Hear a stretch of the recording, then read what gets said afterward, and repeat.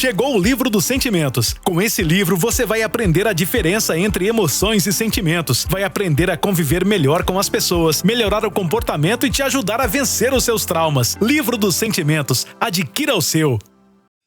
Agora. Viva a Psicologia com Emerson Viana. Olá, muito boa noite, que bom nós estamos aqui com você, com o seu programa Viva Psicologia. Olha que satisfação enorme estar entrando aí na sua casa, no seu lar. Que bom para nós estarmos aqui com você em mais uma noite nesta programação do Viva Psicologia. Se você quiser fazer alguma pergunta a qualquer instante, a qualquer momento, você pode entrar em contato conosco através desse WhatsApp que está aí, ó, na sua telinha. Eu digo que esse WhatsApp ele é o mais fácil do planeta. Aí quando você vê um monte de números assim, você fala assim, como assim, psicólogo? Esse WhatsApp tem tanto número aí, 9 números diferentes, é complicado. Não, olha, você pega todos os números ímpares, do maior ao menor. Quais são os números ímpares? 1, 3, 5, 7, 9. Inverte. Nosso WhatsApp é o 97531, todos os números ímpares, aí você repete o 9966 e através desse WhatsApp você faz as suas perguntas aqui para o psicólogo Emerson Viana, para o meu convidado que está aqui comigo hoje, que é uma pessoa muito especial, que eu tive o prazer de conhecê-lo. Daqui um pouquinho eu vou trazer o nosso convidado aqui para você. Enfim, fique ligadinho aí conosco na nossa programação. Lembrando também para você que você pode acessar as nossas redes sociais, as redes sociais da Clínica Viva Psicologia, o Instagram, você pode entrar também no nosso canal do YouTube, você pode acessar também o nosso Facebook, sempre você procura e pesquisa Clínica Viva Psicologia. Inclusive ali também você pode adquirir o livro dos sentimentos, que é o livro escrito aqui pelo psicólogo Emerson Viana, e você vai ter todas essas informações ali através do site da Clínica Viva Psicologia, tá bom?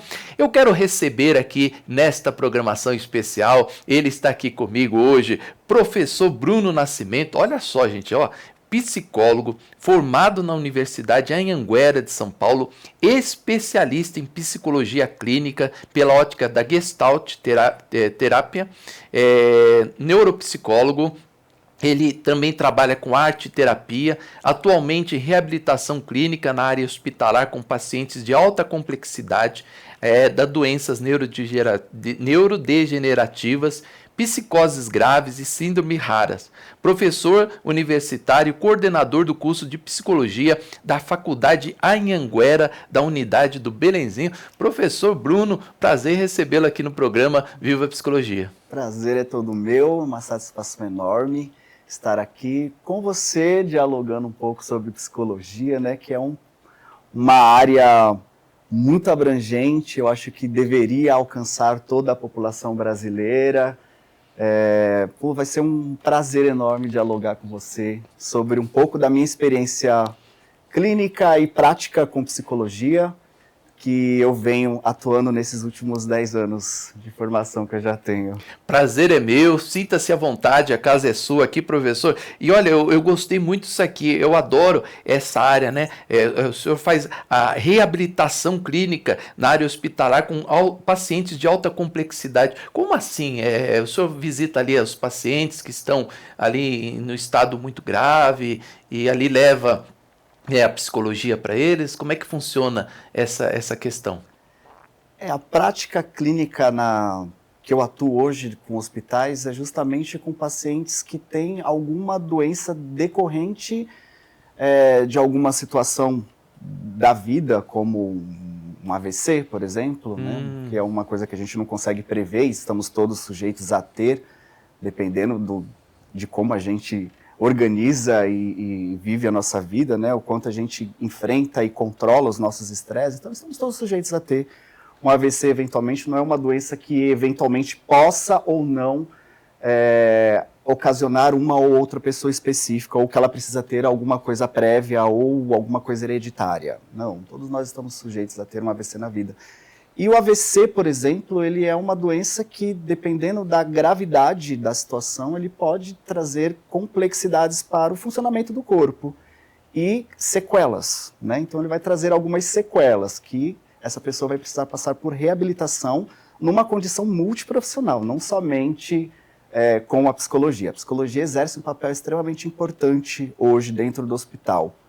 Se a gente pensar no psicólogo hospitalar, né, existem hoje várias figuras de psicólogos hospitalares dentro, e o neuropsicólogo é um dos que recentemente ocupou este lugar dentro da equipe multiprofissional para reabilitar pessoas com comorbidades graves, com doenças neurodegenerativas ou pacientes que tratam alguma síndrome rara ou até mesmo sequelas de algum evento da vida, como, por exemplo, um acidente que ocasiona um traumatismo craniano, aí pode gerar uma lesão cerebral difusa e ter comprometimento na sua psicomotricidade, por exemplo. Sim. Professor, as pessoas muitas vezes elas não esperam pela doença, né? Um grave erro do ser humano, principalmente o povo brasileiro, é esperar a doença chegar, a doença chega e aí ele vai cuidar, né? Certo. As pessoas fazem muito pouco caso, né, dos planos de saúde, muitas vezes elas pagam um plano caríssimo, né, e elas não vão fazer os seus tratamentos, às vezes a empresa paga um plano de saúde para o funcionário e ele pouco visita os médicos. E assim também na parte psicológica, né? A pessoa muitas vezes, por que eu preciso cuidar da minha parte psicológica? Eu estou bem, eu estou feliz, eu tenho uma esposa, eu tenho um filho, de repente começa a bater aquela angústia, aquela tristeza, que a pessoa não sabe de onde vem, ela começa a perder o prazer pela vida, ela não consegue mais achar que a vida tem um colorido, que as coisas não são legais, que não compensa mais viver neste mundo, e ela fica definhando, e muitas chegam até mesmo a entrar em óbito nesta situação. Por que, na sua opinião, por que as pessoas têm tanta resistência à terapia, a buscar um psicólogo? Será que é por causa da falta de conhecimento? Ou será que não há uma instrução, que a parte psicológica ela tem que ser cuidada, que ela é muito importante? Qual é a sua visão nesse aspecto? Eu penso que a psicologia ela é uma profissão um pouco estigmatizada ainda. Historicamente falando, a psicologia, quando esteve introduzida no nosso país, muito antes, inclusive, de ser uma profissão devidamente regulamentada, ela estava presente em pouquíssimas áreas de atuação, que era organizacional, né, no momento da Revolução Industrial. Sempre eu me lembro desde criancinha que eu ia trabalhar e eu tinha que passar pelo psicólogo. Nem sabia quem era aquele sujeito, né? Mas falava, você vai ter que passar no RH e lá tinha entrevista com o psicólogo, né? Então isso eu me lembro bem. Sim. RH e o que mais? Hospitais psiquiátricos. E na clínica, mas uma clínica muito restrita a pessoas que tinham um poder aquisitivo muito alto. Então, se a gente voltar lá para os anos 60, um pouco antes ainda dos anos 60, porque a profissão foi regulamentada em 62, então um pouco antes ela atuava apenas nessas 3 áreas, né? Na seleção de pessoas, no hospital psiquiátrico e na psicologia clínica, mas para um público mais elitista, mais elitizada, né? Era uma profissão muito elitizada. Então ela foi carregando esse estigma de que psicologia era para quem tinha alguma comorbidade psiquiátrica, alguma doença psiquiátrica, porque ela estava presente dentro dos hospitais psiquiátricos, lidando diretamente com a loucura. Então, no popular, isso acabou se estendendo, que psicologia é uma profissão que está diretamente ligada para a loucura e não é.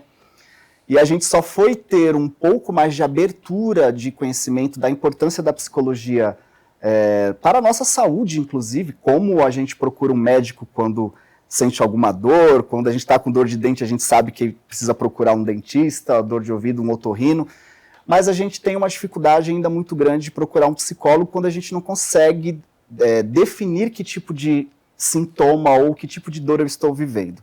Mas tivemos uma abertura um pouco maior, né, foi bem promissora, né, pegando um gancho de uma situação um pouco delicada, que foi a pandemia, né? Embora tivemos aí muita gente morrendo por conta deste vírus, mas por conta dessa contenção que a gente teve que ficar, né, emergiram outras necessidades, pessoas que descobriram processos ansiosos em níveis moderados e graves, e aí, ou seja, a psicologia ganhou força a partir dessa necessidade que as pessoas tiveram por conta dessa experiência de viver uma vida contida, onde o lar, que é o ambiente que a gente descansa, passou a ser tudo. Passou a ser a escola, passou a ser o trabalho, passou a ser tudo menos o lar. Então as pessoas passaram a não vivenciar o seu lar como um lugar de repouso, de descanso, de recuperação para enfrentar o nosso dia a dia, né, como a gente faz. Então, a partir da pandemia, eu percebo que ganhamos mais espaço. Então, as pessoas hoje reconhecem a psicologia como uma profissão necessária e que não precisa necessariamente eu estar no fundo do poço para eu poder buscar um psicólogo. Então, as pessoas estão mais cuidando de uma forma preventiva. Elas já percebem que alguma coisa não está rodando como estava, e aí ela já procura ajuda e já faz um tratamento preventivo. Sim, e o senhor, como coordenador da Anhanguera, do curso de psicologia, muitos jovens têm buscado ali se profissionalizar como psicólogo, fazer a faculdade, a universidade? O ingresso tem sido satisfatório? Sim, a psicologia ela é o segundo maior curso de escolha dos brasileiros. O primeiro ainda é o direito. Mas na sequência. Olha, essa eu não sabia. Eu pensei que era veterinária, direito, psicologia. Direito é o primeiro. Direito é o primeiro, direito psicologia é o primeiro, psicologia é o segundo. Poxa, que bacana, hein? Na faculdade Anhanguera Belenzinho, ele também é o segundo. É o segundo. O segundo curso com maior volume de alunos. Que legal, hein? Então quem quiser ingressar, né? Aproveita, corre lá. As vagas estão abertas, né? Estão abertas já. O processo seletivo para 2026 já está aberto. Faculdade Anhanguera Belenzinho, com uma estrutura de ponta, com qualidade, que combina teoria e prática para o desenvolvimento profissional dos alunos. Então, o objetivo nosso lá é não só formar psicólogos, e sim os melhores psicólogos que São Paulo tem. Isso aí, precisa mesmo, né? Professor, como o senhor enxerga a relação da psicologia e a neurociência na compreensão das emoções humanas? Pensar em psicologia e neurociência é quase que um funcionamento simbiótico. Né? Então, onde essas duas disciplinas, psicologia e neurociência, elas se complementam. Então, psicologia, ela vai olhar para um lado mais subjetivo da pessoa, a forma existencial dela de existir no mundo e até os seus comportamentos, dentre outras formas que a psicologia atua na compreensão do ser humano. Ela vai lidar com esta subjetividade, olhando como essas pessoas, como o ser humano, recebe essas informações, processa essas informações, internaliza e passa a usar isso do seu próprio jeito. Ou seja, a sua subjetividade, a sua singularidade, a forma como você existe sendo única como a nossa digital. Ou seja, não existe outro Bruno, não existe outro Emerson. Já a neurociência, ela já entra com uma forma de compreender e materializar estas emoções. Porque ela vai estar trabalhando num processo em que o funcionamento do corpo está relacionado diretamente com a forma como a gente se comporta. Então, se a gente pensa em sentir alguma coisa, quando a gente fala em sentir medo, a gente vai ter reações no corpo, que é uma cadeia química que acontece no funcionamento do nosso cérebro, que ele regula e desregula a produção de neurotransmissores que são favoráveis para a gente sentir medo. Então, a gente, de certa forma, as sensações que a gente tem quando está sentindo medo, alegria, felicidade, amor e etc., tem processo químico acontecendo no nosso cérebro, então a gente consegue olhar para estes mapas mentais e entender que áreas são ativas e que tipo de neurotransmissor está sendo produzido e que ele é muito favorável com aquele tipo de emoção. Que legal. Agora, tem um assunto aqui que eu me interessei demais, aqui que eu separei as maiores perguntas e acho que o nosso telespectador também, ele vai querer saber sobre isso aí. Professor, o que acontece com o cérebro humano quando ouvimos músicas quais áreas são ativadas, e eu quero saber mais sobre esse negócio de música. E a música, ela faz bem aí pro nosso cérebro, ela ativa hormônios, como é que é esse negócio de música aí? Eu sei que quando a gente tá na fossa, né, quando a gente tá passando um aperto sentimental, né, quando as pessoas estão sozinhas, geralmente elas cantam aquelas músicas sertanejas, né, que a pessoa chora e não sei o quê, e você não sei o que, você não sei o que lá. Isso ativa as emoções? Me explica um pouquinho sobre musicoterapia. O que é isso? Já dizia o ditado, né? Quem canta, os males espantam, né? Então, se eu estou angustiado, normalmente eu recorro a uma musiquinha. A música, ela ativa muitas áreas no cérebro. Então, vamos pensar que o primeiro seria o córtex auditivo, né? O córtex auditivo é aquela área que é responsável por processar o som, né? Então, o som que a gente ouve, inclusive quando estamos conversando aqui neste momento, ele está sendo processado por este córtex auditivo para que o nosso córtex pré-frontal, que é responsável pela nossa cognição, consiga codificar isso e trazer isso dentro de um nível de compreensão. Então, o córtex auditivo ele é uma parte do nosso cérebro que ele é responsável por processar o som. Outra parte que ele ativa é o próprio córtex pré-frontal, porque ele ativa a atenção e ativa o nosso cognitivo. E uma outra área que também é muito importante e que é muito ativada é o sistema límbico, né? Que ele é responsável pelos nossos afetos e pelas memórias, né? Então, quando a gente ouve música, vai acontecer um processo químico e vai provocar a liberação de um dos maiores responsáveis pela sensação de prazer e bem-estar, que é a produção de dopamina, por exemplo, né? E por isso que a gente, quando ouve música, acalma, relaxa, controla, por exemplo, níveis de ansiedade.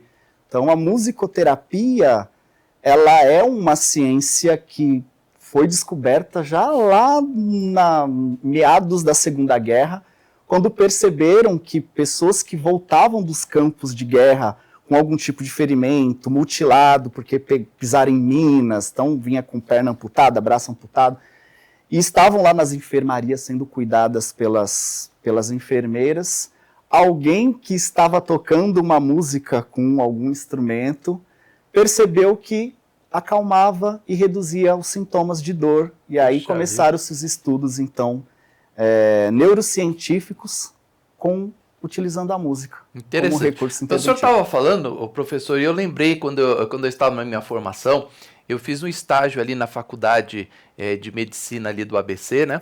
E nós estávamos ali no centro de ebiatria, ou seja, eu tinha uma sala ali com mais ou menos uns 30, 40 jovens, que eles tinham no máximo até 17 anos, eles não podiam ter 18, né? 17 anos, 11 meses e 29 dias podia participar ali dessa questão. E todos com ansiedade, né? Então esse grupo que nós fazíamos ali o estágio, todos tinham ansiedade, jovens, né? Até 17 anos, e todos eles com um quadro de ansiedade assim muito, muito forte. E aí eu me lembro que eu falei para eles assim, eu queria que vocês, para vocês tentarem relaxar, tenta ouvir uma música, né? Aí uma menina perguntou, que tipo de música? Ouça aquela música de piano, aquela música de água escorrendo, né? Tenta pegar e fica com fone de ouvido ouvindo essas músicas, né? Aí na outra semana eu juntei todos eles novamente, e aí, vocês ouviram a música? Quem desestressou? Aí metade da sala levantou a mão. E quem não se desestressou? Aí a outra metade levantou a mão. Quem ficou mais estressado ainda? Aí uns 10 pacientes levantaram a mão. Daí eu falei, por que você acha que você ficou estressado? Ele falou, então, eu detesto esse tipo de música. Eu detesto piano, eu detesto não sei o quê. Tá, qual é a música que você gosta? Eu gosto de rock, eu gosto de funk, eu gosto de heavy metal. Falei, então tá, então vocês tentam ouvir essa música. Aí na outra semana todo mundo relaxou ouvindo as suas músicas. Ou seja, tem isso também, porque a gente pensa, quando se fala de música relaxante, né, professor, o que a gente pensa? A música de piano, a música de água escorrendo, mas tem gente que se ouvir isso fica mais estressado. Como que funciona isso na nossa recepção, né, nos nossos neuroreceptores para receber esta música e se desestressar? Tem isso mesmo? Tem. A música, ela precisa estar diretamente relacionada com a vida do paciente. Precisa fazer sentido para ela, né? Então ela precisa ter algum tipo de conexão com aquele tipo de som, porque quando a gente fala de música, o que vai ativar as áreas cerebrais não é a música em si, é a composição da música, que envolve ritmo, melodia e harmonia. Então, quando a gente trabalha os 3 elementos da música para se conectar com o padrão vibratório do corpo, precisa ter uma música que faça sentido para aquela pessoa. Então, não é o terapeuta que vai decidir que tipo de música que vai ser utilizado no contexto terapêutico. Ou seja, aquele pensamento, né, amor? Eu jamais relaxaria com rock, mas o outro relaxa. Pode acontecer isso? Pode acontecer. Então, a gente precisa fazer uma entrevista para entender qual que é a conexão musical que essa pessoa tem. Então, não adianta eu falar que música erudita vai relaxar aquela pessoa se aquela pessoa gosta de heavy metal, por exemplo. Né? Então, ela não vai conseguir conectar porque o padrão vibratório dela é mais agitado. Então, eu preciso conectar a música com os padrões vibratórios do corpo dela. Professor, se o senhor tivesse uma playlist aí no seu cérebro, né? Qual música o senhor tocaria se o senhor tivesse apaixonado? E qual música você tocaria se tivesse, por exemplo, num trânsito aqui em São Paulo? Curiosamente e inconscientemente, a composição da nossa playlist que a gente tem no nosso celular para ouvir em determinadas situações, por exemplo, eu tenho uma playlist que eu costumo ouvir quando eu estou na academia. A gente sempre tem uma música específica para cada situação que a gente vive. Ela está diretamente ligada com o nosso padrão emocional. Então, se eu estou triste, eu já tenho uma conexão com certas músicas que têm uma vibração mais para baixo. Né? Eu vou querer ouvir aquela música que, se eu acabei de perder uma relação afetiva, por exemplo, aquelas músicas que retratam um pouco a saudade, que retratam um pouco do que eu estou sentindo. Então, quando a gente musicoterapeuticamente olha para estas representações musicais que a gente faz na escolha da nossa playlist, traduzir isso como aquela música ou aquele tipo de ritmo, ou aquela melodia, traduz a emoção que aquela pessoa está sentindo. Então, a gente tem uma playlist que é para alegria, uma playlist que agita a gente para fazer um treino na academia, uma playlist que a gente vai colocar para comemorar uma festa de aniversário, ou para representar um pouco a nossa saudade, né, a nossa tristeza, a nossa angústia. Se fosse para mim, né, fosse agora eu quero ver, vamos ver. Uma playlist que representasse este momento, para mim seria a música erudita, porque a música erudita dialoga muito comigo, porque eu sou pianista. Então, a música erudita, ela é uma música que representa muito a forma como eu quero expressar as minhas emoções. Então, às vezes, quando eu estou triste, quando eu estou feliz, eu sento no piano e toco. Olha que bacana. E aí a melodia, e curiosamente, a melodia da depressão são as mais bonitas. Que coisa, né? Olha que curioso. Né? Agora, essa sua instrução ela é muito importante, né? Não é você que vai escolher a música, né? Porque a mãe quer escolher a música para o filho. Filho, como é que você pode relaxar com esse barulho na tua cabeça? Mãe, eu relaxo, eu fico bem. Como é que você pode dormir com esse rock aí na sua cabeça? É aquele que, como o senhor falou, né? Aquele que traz a satisfação, a serotonina, a dopamina para o corpo dele, que faz ele ficar tranquilo, né? Que faz ele combater a ansiedade. Então é muito importante que a gente deixe a pessoa ela escolher a sua música. Com certeza, isso representa muito sobre ela também. E neurocientificamente vai ativar não só, como eu já disse, o córtex pré-frontal, o córtex motor, porque gera o movimento, né? Ô, professor, em que medidas as atividades artísticas podem ser usadas para regular os estados emocionais da ansiedade, da tristeza, do estresse? A arte, no modo geral, ela já vem sendo utilizada por muitos psicólogos e por tratamentos de comorbidades de psicoses graves. Então, historicamente, no Brasil, inclusive, a gente tem uma grande referência que é a Nise da Silveira. Né, que é, inclusive, quem não assistiu Nise, O Coração da Loucura, assistam, que é um filme que retrata um pouco desse uso artístico no tratamento de doenças de psicose grave, como esquizofrenia, por exemplo. Sim. Então a arte, ela vem como uma forma de expressão emocional.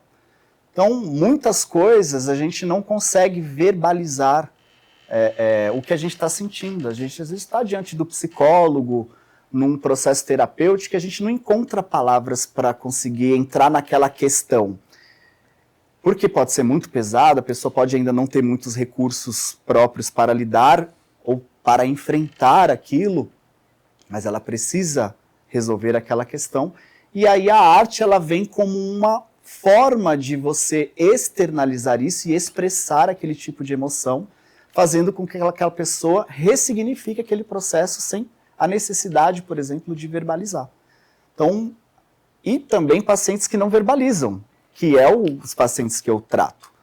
Então, os pacientes que eu trato, eles não falam, muitos deles não falam, porque as suas próprias comorbidades tiram dele essa condição de fala, como uma sequela da própria doença neurodegenerativa, como esclerose lateral amiotrófica ou uma sequela grave de um AVC. Então, muitos deles perdem essa capacidade de falar.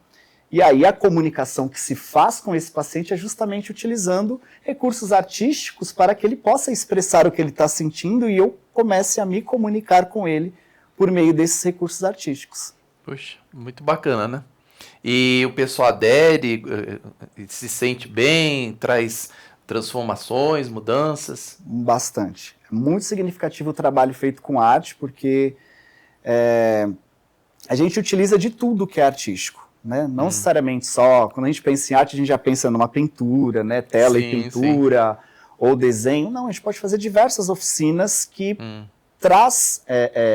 proporcionam prazer para o paciente, que ele conecte com emoções dele e ele ressignifique dores. Né? E inclusive expresse o que ele está querendo dizer, que pela sua condição clínica atual, ele é impedido de falar, por exemplo. O Roberto, nosso telespectador, ele faz uma pergunta aqui, ele diz que está gostando muito do programa, e ele pergunta aqui acerca da música também, ele fala assim, olha, eu vejo muitas pessoas passando problemas na vida sentimental e escutando sofrência. Aí ele pergunta, como que a sofrência pode trazer um bem-estar psicológico se só faz a pessoa relembrar da pessoa que se foi, da pessoa perdida, da pessoa que foi traída? Já que o senhor trabalha com essa questão de música, tem coerência isso que ele está falando aqui? Porque se eu vou cantar, em vez de você ficar pensando nele, pense em mim, ore por mim, liga para mim, não liga para ele, como é que fica essa questão? Eu vou conseguir me recuperar psicologicamente, professor? Existe uma condição, que é uma própria condição humana mesmo, que a gente não consegue lidar muito bem com as nossas próprias dores. Então, o que tem de recurso disponível, muitas vezes, é utilizado de uma forma muito inadequada. Como, por exemplo, eu estou vivenciando uma emoção que eu não tenho recurso próprio para isso, não procuro psicólogo, aí já vem a necessidade de, se eu não tenho condição de resolver as minhas coisas sozinho, eu preciso de ajuda, aí vem a necessidade de procurar, então, um psicólogo. As pessoas recorrem, então, à música para ficar revivendo certos episódios que, de repente, foram bons, mas que acabaram. Né? E, às vezes, traz satisfação, né? Ela relembra, ai, que momento bom. Às vezes, isso acalma o coração dela, né? Mas não ressignifica. Não ressignifica, Verdade. Por quê? Porque ela vai ficar revivendo coisas que já viveu com determinada pessoa, porque ela não consegue, de alguma forma, estabelecer o ritual de encerramento e aceitação. Então, existem mecanismos psíquicos que impedem a gente de resolver de impedir que certos ciclos se completem. E aí ele fica pela metade, e aí eu fico num looping, né, tentando resolver do meu jeito. E aí revivendo emoções com músicas que pode trazer reações ao corpo de forma muito agressiva. né? A pessoa vai praticamente fazer um autoflagelo musical. Porque existe, por exemplo, se a gente for olhar, existe a música do casal, né? Sempre que a gente tem está se relacionando afetivamente com alguém, tem uma música que a gente, poxa, é a música do casal. E se por algum motivo aquela música, aquele casal não deu certo, aquela música que antes me fazia bem ouvir, porque me trazia aquela sensação de saudade, poxa, eu não vejo a hora de encontrar com aquela pessoa de novo, ela passa a ser aversiva, né? Passa a ser aversiva e agredir as minhas emoções. E quando eu fico repetidamente investindo nessa revivência de algo que acabou e eu não quero aceitar, é sofrimento. Sofrimento. E aí vem a sofrência, né? Aí é sofrência. Por isso que o nome da música já é sofrência, não é o estilo, né? É estilo. Muito bem, nós estamos aqui com o professor Bruno hoje, aqui na nossa programação do Viva Psicologia. Nós vamos a um break agora, é rapidinho, tá? Se você quiser continuar mandando suas perguntas, mande aqui no WhatsApp 11. Se o seu celular é de São Paulo, não precisa colocar o 11. Aí você coloca esse número 97531 9966 e você pode elaborar suas perguntas, tá? Estão chegando muitas perguntas, se eu não conseguir ler todas, você me perdoa, né? Chegam muitas perguntas quando nós estamos fazendo aqui a nossa programação, então nós selecionamos algumas assim mais interessantes. Se você quiser, mande a sua pergunta e nós do Viva Psicologia voltamos já já com você, rapidinho. Você está assistindo Viva Psicologia. Na jornada da vida, todos enfrentamos desafios. Carregamos traumas, conflitos internos e medos que podem nos paralisar.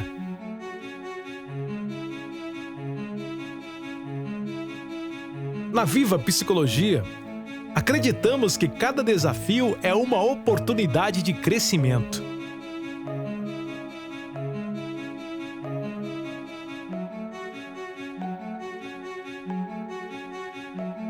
Mas a sua história não acaba aqui.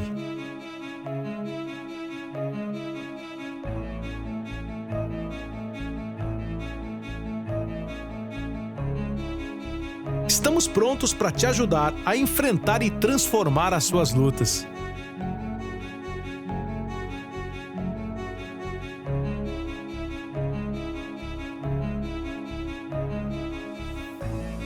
Não importa o que você está passando, você não está sozinho. E não se trata apenas de enfrentar os traumas, mas em viver de forma plena, aprender a cuidar de si mesmo, valorizar as suas conquistas e se reconectar com o que te faz feliz.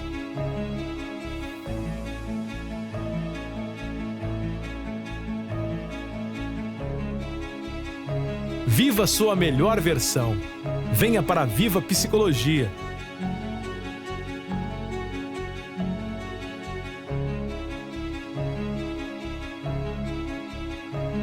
Estamos aqui para te ajudar a viver plenamente. Chegou o Livro dos Sentimentos. Com esse livro, você vai aprender a diferença entre emoções e sentimentos. Vai aprender a conviver melhor com as pessoas, melhorar o comportamento e te ajudar a vencer os seus traumas. Livro dos Sentimentos. Adquira o seu. Você está assistindo Viva Psicologia.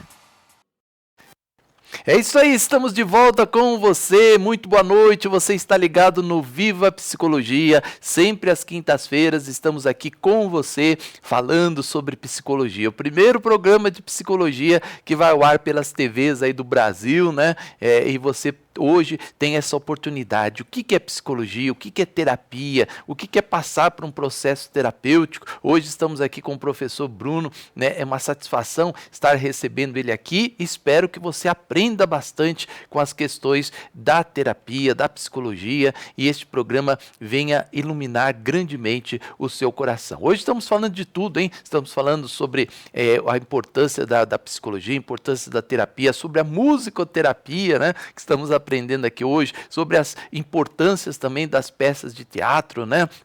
para as pessoas elas se encontrarem, ter um significado na vida da pessoa. E você que está aí na nossa audiência, você é uma pessoa muito especial e muito obrigado por acompanhar aqui a nossa programação. No bloco passado, estávamos aí falando sobre musicoterapia, né? E eu quero fazer uma pergunta aqui, eu separei uma pergunta para o professor Bruno, que está aqui conosco nesta programação desta noite. Ô professor, você acredita que a arte e a música podem complementar a psicoterapia tradicional, podem substituir a psicoterapia tradicional? E como isso acontece na prática? Ela é um complemento ou ela é uma substituição? Ela nunca vai substituir a psicoterapia. Nunca, né? Tá? Nunca. Eu vou até falar, olhando para você aqui, nunca vai substituir. São ciências distintas que se complementam, né? Psicologia é uma ciência independente, arte-terapia é uma ciência independente, musicoterapia é uma ciência independente e que, bem articuladas, a gente consegue grandes progressos na recuperação e no bem-estar das pessoas. Tá? Então, como que funciona isso na prática, né? Então, eu cuido de pacientes, né, como a gente já havia mencionando, que têm umas necessidades peculiares, né? Então são pacientes mais complexos, que fogem um pouco desse contexto de psicoterapia tradicional, que do diálogo, né? Da dialógica do encontro entre o terapeuta e o paciente. Quando a gente utiliza musicoterapia e faz uma sessão de musicoterapia, o paciente ele não é o protagonista, a música é o protagonista. Então, o diálogo se dá na relação entre som, ser humano, som. Então, eu dialogo com a música e a música me conta sobre o estado emocional do meu cliente, porque ele não verbaliza para mim. Então, como esse paciente não verbaliza para mim, o diálogo que ele me conta como está o seu estado emocional se dá através desta interconexão entre som, ser humano, som. Puxa. E a arte também ela vem como um recurso de expressão das nossas emoções, porque esse paciente que eu cuido, ele também não dialoga comigo de uma forma tradicional. Então uma coisa nunca vai substituir a outra, mas em determinados momentos ela pode ser complementar e muito significativa para quem está experimentando este processo. Então se a gente pensar que a musicoterapia dentro da psicologia ela pode ser utilizada de duas formas. A música no contexto terapêutico, como uma metodologia de intervenção, então ela pode ser utilizada dessa forma, ou utilizar a musicoterapia como ferramenta de conexão com a subjetividade do indivíduo. E aí, quando a gente utiliza a musicoterapia, o contato do terapeuta, a relação é direta com a música. Sim. E teve algum caso, assim, o professor, significativo, assim, que você ouviu, puxa, olha a mudança que teve com esse paciente, com aquele, óbvio, não precisa citar nomes, né? Mas uma transformação, assim, uma mudança que teve algum paciente, algum significativo, assim, ou tanto pela parte, assim, da arte, como também da música, teve alguma transformação significativa? Sim. É muito gratificante poder, inclusive, falar o quanto a neuropsicologia ela vem se desenvolvendo no âmbito da psicologia. E falando de reabilitação, né, que é a área que eu atuo, a neuropsicologia está em duas áreas distintas, na neuroavaliação, né, de comorbidades de doenças do neurodesenvolvimento, que daí é o profissional que vai atuar diretamente fazendo avaliações utilizando os recursos dos testes psicológicos, e tem um neuropsicólogo que trabalha na reabilitação sensorial, motor e cognitiva, que é o meu trabalho. Então, já me deparei ao longo desses últimos 10 anos, né, que vai agora em dezembro, dia 18 de dezembro, vai completar 10 anos de prática clínica. Então, nesses últimos 10 anos de área de atuação, eu já me deparei com situações de extremamente graves, com um prognóstico extremamente comprometedor. Então, que o próprio médico neurologista determinou até tempo que ela teria de vida, porque ele não vislumbrava ali grandes recuperações. porque era uma lesão cerebral muito severa, teve comprometimento não só cognitivo, mas motor, em praticamente 80% do corpo, perdeu capacidade de deglutir, ou seja, ela já não comia mais pela boca, usava sonda nasogastro, não conseguia engolir, então perdeu a capacidade de fala, então a mulher estava em situação acamada. Quando eu a acolhi, ela mexia somente os olhos, então a comunicação era com piscar de olhos, uma piscada para sim, 2 piscadas para não. Ela entendia o que a gente estava falando, então de todos os danos, o que menos teve dano foi a área cognitiva, então ela entendia tudo que a gente estava falando e se comunicava com estes pequenos sinais oculares. E o trabalho que foi feito com esta paciente especificamente me orgulha muito, porque de uma situação com um prognóstico extremamente sem esperança, né, a mulher chegou a ficar em pé. Né? Então foi um trabalho que envolveu a participação e o planejamento ativo de uma equipe toda multiprofissional. Né? Então envolveu tanto a parte da neuropsicologia e da psicoterapia não verbal, que é esse modelo de tratamento que eu utilizo nesses pacientes, como do fisioterapeuta, do fonoaudiólogo, do terapeuta ocupacional, enfermagem, né? Então toda a equipe, médicos, e toda a equipe então atuando para fazer recuperação e por partes, né? A gente não vai conseguir recuperar o corpo inteiro de uma vez, então é por partes. Então essa mulher que estava numa situação acamada, com pouca esperança de recuperar coisas pequenas, inclusive como escovar os dentes, ou até mesmo engolir um alimento que ela goste, que são coisas que dão prazer para a gente ter um pouco de autonomia, essa mulher conseguiu recuperar. Então é gratificante dizer o trabalho que a neuropsicologia vem desenvolvendo hoje no trabalho com reabilitação sensorial, motor e cognitiva. Que bom. A Maria faz uma pergunta aqui interessantíssima, o professor. Professor Bruno, ela fala que está gostando muito do programa, parabeniza aqui pela programação, e ela faz a seguinte pergunta. A maioria da população não gosta de médico, não gosta de psicólogo, não gosta de psiquiatra. Mas a maioria da população, ela chega, não sei se está certo aqui, ela fala que 92% da população do mundo gosta de música. Então a música seria também uma entrada para a pessoa fazer uma musicoterapia, já que tem... de psicólogo eu não gosto, mas de música eu gosto. E aí poderia ser uma ponte para a terapia? Qual é a sua visão? Poderia ser sim uma ponte. A gente, quando encontra resistências para... ir ao encontro de um psicólogo, por exemplo, a música ela pode ser esta ponte, pode fazer esta ponte, e você, através da música, começar a entender um pouco melhor sobre você, como que você sente estas emoções, e isso te trazer um pouco mais de controle, né?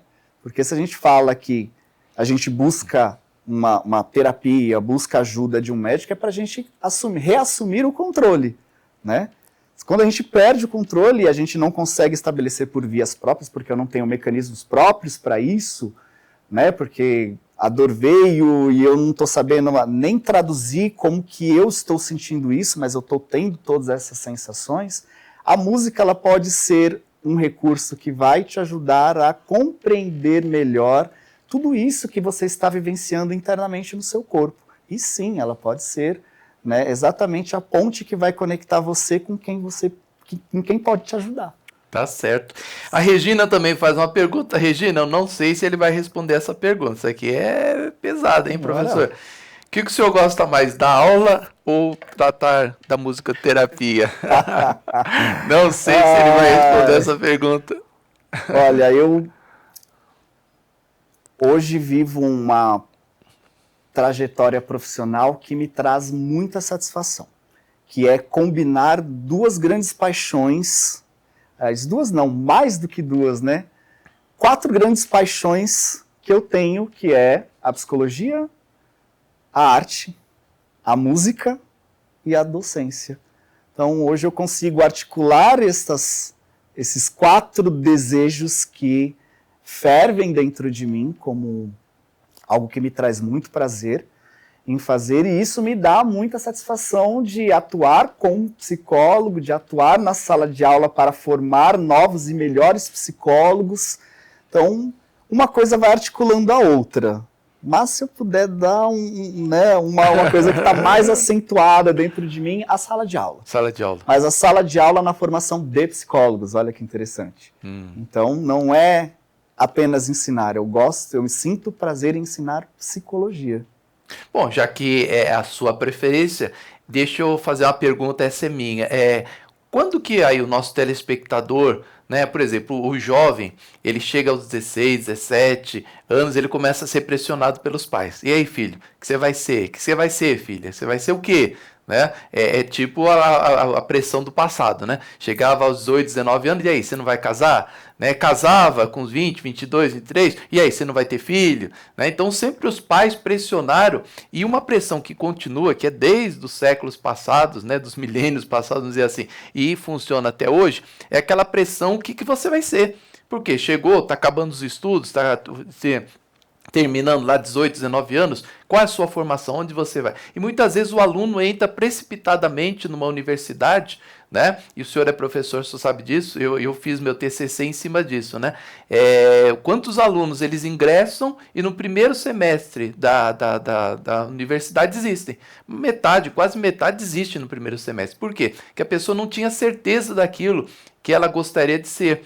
E eu faço uma pergunta, quando que a pessoa ela vai encontrar esse desejo de ser um psicólogo, da formação da psicologia, né? Por exemplo, esse telespectador que está nos assistindo, né? O que ele tem que encontrar, o que ele tem que enxergar nele para que ele fale assim, puxa, eu quero fazer o curso de psicologia? É um chamado, é uma vocação, é um dom, é uma vontade, é um gostar? Aí vai muito do desejo e da vontade intrínseca da pessoa, né? O que ela se projeta para o futuro e de que forma que ela quer vivenciar a sua parte profissional. Mas olha que interessante, você que está em dúvida se você quer ser psicólogo, se você quer ser enfermeiro, terapeuta ocupacional, médico, enfim, qualquer área do conhecimento, a própria psicologia pode te ajudar a encontrar você nesse seu caminho, te colocar no eixo do seu propósito, que é uma área chamada orientação vocacional, que é realizada por psicólogos. Então, você que está em dúvida se é psicologia, que é a sua área que toca o coração, ou se você está em dúvida se é fisioterapia, ou psicologia, ou qualquer outra área do conhecimento, busque uma avaliação de orientação vocacional, porque você vai descobrir exatamente neste processo de autoconhecimento para a forma que você mais assertivamente vai se projetar profissionalmente no mercado e, principalmente, fazer uma escolha assertiva e que você vai ser feliz profissionalmente. Porque o professor, quando a pessoa ela ingressa numa universidade, é tanto um prejuízo financeiro como emocional, né? Porque ela vai, ingressa, fica lá 2, 3, 4, 5 meses, chega pro pai e fala, pai, não é isso que eu quero, não sei o quê. Aí o pai, mas eu paguei matrícula, eu paguei não sei o quê, quantos meses eu paguei, não é barato, né? É uma coisa assim que é um investimento, e o próprio aluno depois ele sai meio chateado, angustiado, puxa vida, eu não sei o que eu quero, eu não sei o que eu vou ser. A orientação vocacional traz essa direção, né? Do aluno ele conseguir enxergar, né, qual é o, não que seja assertivo 100%, mas aquela direção, a tendência dele, né, para que direção ele vai tomar na vida. E não perde tempo, não perde dinheiro, né? Exatamente. E ingressa numa coisa assim que vai trazer um resultado. Ou seja, mais uma vez a psicologia estando na vida das pessoas diretamente, em todas as áreas dos sentidos, né? Então, tá na dúvida em que carreira seguir, faz uma orientação profissional, procura um psicólogo. Tá sofrendo alguma dor emocional, que eu não estou conseguindo lidar muito bem, tá mais forte do que eu consigo suportar, procura ajuda, procura um psicólogo, para que ele possa te acompanhar nesse processo. Tô bem, tô feliz e não quero perder esse fio de felicidade, procura um psicólogo também, que ele vai te ajudar a te manter dentro desse eixo e prevenir que você caia ou regrida para estados que você já vivenciou processos de dor emocional, né? Então a Sim. psicologia está presente em tudo. É isso aí. O professor, uma última pergunta. Quando uma vez eu fiquei internado, eu quebrei uma parte do meu corpo, né? E eu tive que fazer uma cirurgia e aí fiquei no hospital, né? E já era formado em psicologia e eu recebi a visita da psicóloga. Falei, que legal, né? Aí até perguntar, a psicóloga ela pode falar com você? Opa, que legal. Recebi uma colega de profissão, nem falei nada para ela que era psicóloga. Aliás, até desanimei depois disso, porque ela chegou e falou assim, então, você é quem? O que você tá? O que está acontecendo? E eu pensei assim, puxa vida, não era para ela entrar aqui no meu quarto, já sabendo do meu quadro, né, sabendo que eu fiz uma cirurgia, né, já ter ali, mas ela não sabia o meu nome, não sabia o que eu estava fazendo, me perguntou todas as coisas, e eu só fui respondendo para ela e nem conversei nada com ela e fiquei decepcionado. Uma das coisas muito importantes, né, o senhor que trabalha nessa área, é o psicólogo estar preparado, né? Já pensou se o senhor fosse visitar aquela senhora que o senhor falou que ficou de pé, que se recuperou e não sabia nem o nome dela, né? Esse preparo para o psicólogo, ele é muito importante também, né? Quando vai atender pacientes, quando ele vai conversar no hospital, quando ele vai ter um atendimento. Isso é uma coisa que me frustrou muito, né? Me decepcionou muito, porque eu falei, puxa vida, se fosse eu, entraria no quarto, ô, seu Geraldo, ô, Dona Maria, tudo bem? Eu sou psicólogo. Só de eu falar assim, a pessoa já, nossa, ele me conhece, ele sabe quem eu sou, ele tem né, ele sabe o que está acontecendo comigo. E ela pegou lá o meu prontuário, você é quem? Você é o Emerson, oi, tudo bem? Eu sou psicólogo, não sei o quê. O que aconteceu com você? E eu pensando assim, puxa, ela deveria de saber, né? Porque ela está aqui. Qual é a sua visão nesse aspecto? Em defesa da colega, né, de profissão aí que atua na área hospitalar, isso é um protocolo, tá? Não é que ela não sabia quem você era, mas quando a gente visita o leito, a gente precisa fazer perguntas básicas de quem é você, qual que é a sua data de nascimento, para saber se você está consciente e orientado. Então, isso é um protocolo hospitalar, inclusive isso é muito mais frequente pelos enfermeiros. Quando eles vão aplicar algum medicamento, ele quer saber, oi, tudo bem? Qual que é seu nome completo, sua data de nascimento? Que é para saber se você está consciente e orientado. Se você é Emerson e fala que é Napoleão, ele já vai ter que acionar uma outra equipe, porque você está alucinando. Então, aí já é um protocolo para a gente sentir o termômetro de sanidade dessa pessoa, porque viver no hospital deixa a gente fora do eixo. Então, é um protocolo que ela fez. Ela sabia um pouco, mas ela queria te ouvir para saber se você estava dentro do eixo.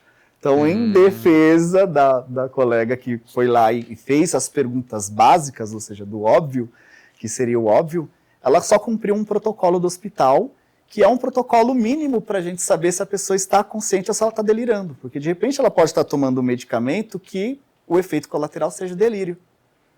E aí, se for o delírio, dependendo do curso que esse delírio tiver, eu tenho que acionar uma equipe psiquiátrica. E muitos pacientes ficam até nervosos, né? Porque a enfermeira chega lá, qual é o seu nome? Meu nome é, sei lá, qual é o meu nome? Você não sabe meu nome? Aí ficam bravos, né? Sim. Porque pensam assim, poxa, a enfermeira tinha obrigação de saber quem eu sou, né? Eu sou aqui, paciente, não sei o quê. Estou sendo recebido nesse hospital, né? Mas é muito bom, muito boa essa informação. Professor Bruno, estamos chegando então ao final aqui da nossa programação. Quero agradecer a sua presença e gostaria que o senhor desse aí as considerações finais, né, tanto sobre essa questão do teatro, da musicoterapia, né, da questão clínica, e também o nosso telespectador, né, que quiser ingressar ali na Universidade, em Anhanguera, né, o senhor está ali no campus do Belém, queria que o senhor falasse um pouquinho mais sobre isso, sobre o processo seletivo, né, para a pessoa aproveitar essa oportunidade, né, na vida. Fique à vontade. Eu quero primeiramente agradecer pelo convite, né, para vir dialogar sobre psicologia. Para mim é uma honra poder falar um pouco da minha trajetória profissional, um pouco da prática clínica que eu vivencio e transmitir um pouco do trabalho que a psicologia faz e reabilita pessoas, né? Isso é muito importante. Para você que está querendo, né, ingressar num curso de psicologia, né, eu como coordenador hoje, na posição de coordenador de curso da Universidade de Anhanguera Belenzinho, né, posso garantir que temos uma excelente estrutura para a formação profissional, que reúne teoria e prática, e também prática supervisionada, como os estágios. Nosso corpo docente é composto por mestres e doutores, né? Então a qualidade do curso é extremamente alta. Temos uma nota de critério de satisfação de excelência dentro do Ministério da Educação, do MEC. Então, venham nos conhecer, né? Eu convido você aí, telespectador, que de repente está com dúvida se você quer ou não fazer psicologia, qual a escolha da faculdade que você quer ingressar. Venha nos conhecer. Estarei lá na unidade do Belenzinho, que fica na Rua Padre Adelino 668. Estamos a 150 metros do metrô Belém e será um prazer recebê-los para apresentar um pouco da nossa estrutura, eu mostrar para você um pouco da nossa matriz curricular e qual é o objetivo de formação então que a Anhanguera tem para os futuros psicólogos do Brasil. Aí. Tá certo. Esse aí que está aparecendo aí é o seu Instagram, @psicólogo_bruno.donassi. Isso, esse é o meu Instagram profissional. Se vocês quiserem conhecer um pouco mais do meu trabalho, você pode digitar aí na barra de busca do seu Instagram, @psicólogo_bruno.donassi. Você vai acompanhar um pouco da minha trajetória, um pouco das postagens que eu faço, do trabalho acadêmico também junto com os alunos, visitas técnicas, estágio supervisionado, prática clínica, etc. Tá tudo lá. Tá certo. E o senhor dá o apoio, né, para a pessoa que procurar ali a universidade, né, quiser ingressar, quiser conversar com o senhor, professor, será que eu devo ingressar nessa área mesmo? Tá ali disponível, né, para receber o aluno que estiver ali. Com certeza. Você que estiver querendo nos conhecer, querendo conhecer um pouco mais sobre o curso de psicologia, estarei disponível, aberto para esclarecer as dúvidas que vocês tenham. É só me procurar lá na Anhanguera Belenzinho que a gente bate um papo. Tá certo. Professor, muito obrigado pela sua presença, viu? Agradeço de coração. Bom, e assim nós vamos chegando ao final do programa Viva Psicologia. Olha, se você quiser pegar este programa, psicólogo gostaria de assistir esse programa, ele vai estar ali no nosso Instagram, né? Então está ali. Também no nosso YouTube, você pode acessar esse programa a qualquer instante, a qualquer momento, no canal Clínica Viva Psicologia, tá bom? Esse é o nosso canal. E convido você a nos assistir todas as quintas-feiras. Nesta hora, estamos aqui com você, com o seu programa Viva Psicologia. E olha, quero agradecer imensamente. E, aliás, em primeiro lugar, quero pedir perdão. Várias pessoas fizeram aqui as suas perguntas. Infelizmente, não conseguimos colocar no ar, né? Porque são muitas perguntas que chegam. Mas muito obrigado você que participou. Eu vou passar todas as perguntas aqui para o professor Bruno, prometo para você que vou enviar para ele, né? E você que nos assistiu hoje, quero agradecer de todo o meu coração. Muito obrigado pela sua audiência. E acompanhe a gente. Todas as quintas-feiras nós estamos com você a partir das 22 horas aqui com essa programação especial e a sua audiência, ela é muito importante aqui para nós, tá bom? Que você tenha uma ótima semana. Se você tiver alguma dúvida, não se esqueça, entra lá no Instagram do professor Bruno. Se você quiser também se comunicar conosco, estamos aqui através do WhatsApp 11 97531 9966. Esse WhatsApp que está aparecendo aí, que você pode tanto bater uma selfie para você não se esquecer, mas na cabeça você guarda também, porque é só pegar todos os números ímpares do maior ao menor, 97531 9966 e sempre enviar aqui as suas perguntas, as suas participações, tá bom? Que você tenha uma excelente noite. Precisando você, busque terapia, não deixe a ansiedade tomar conta de você, não deixe as preocupações, não deixe os medos contaminarem você. Lute contra isso, busque a terapia e eu tenho certeza que você vai ter uma saúde perfeita, uma qualidade de vida muito privilegiada, tá bom? Fiquem todos na paz, boa noite e até a próxima com mais um programa Viva Psicologia. Chegou o livro dos sentimentos. Com esse livro você vai aprender a diferença entre emoções e sentimentos, vai aprender a conviver melhor com as pessoas, melhorar o comportamento e te ajudar a vencer os seus traumas. Livro dos sentimentos. Adquira o seu. Na jornada da vida, todos enfrentamos desafios. Carregamos traumas, conflitos internos e medos que podem nos paralisar.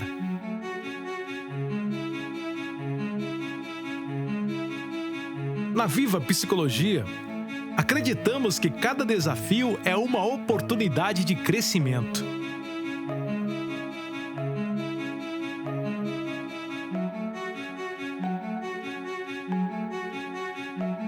Mas a sua história não acaba aqui.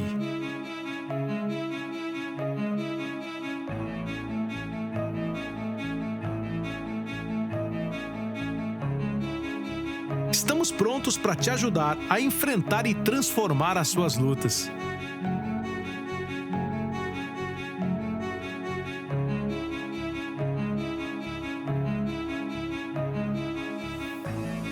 Não importa o que você está passando, você não está sozinho.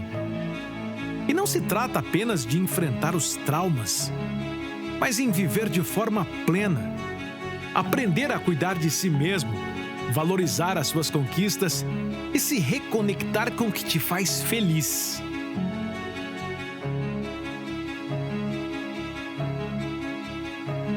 Estamos aqui para te ajudar a viver plenamente.